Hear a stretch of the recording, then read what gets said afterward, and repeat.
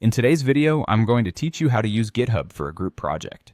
If you're collaborating on a project with your team and want to use GitHub as your platform for version control, you're in the right place.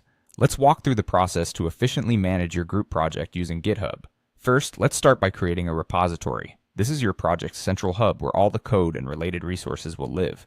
One team member, ideally the project lead, should log into their GitHub account and navigate to the homepage. Here you'll spot a green button labeled New Repository. Go ahead and click that. You're now ready to fill in some key details. Giving your repository a clear, descriptive name is essential so everyone knows its purpose right away. You can also add a description, which is a great way to provide more context about the project. Next, you'll have to decide whether the repository will be public, allowing anyone to see it, or private, limiting access to only those you invite. Once you've made your selections, click Create Repository, and your central workspace is ready. Now that we have the repository, it's time to add team members, as collaboration is key. Open your newly created repository and head over to Settings on the top menu. Next, sift through until you find Collaborators and Teams. Here you'll see an option to add people. Click that. You can invite your teammates by entering either their GitHub usernames or their email addresses. Once your invitations are sent, remind your team members to check for them and accept. This step is crucial because it grants everyone the permissions they need to collaborate efficiently. Next up, let's learn how to organize and manage tasks with GitHub issues.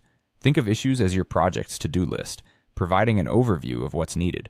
Common tasks you might create include fix login page, design homepage, or write documentation. Within each issue, you can assign team members to ensure accountability. Additionally, you have options to add labels which categorize issues for easy sorting, and you can set milestones to help track progress against project goals.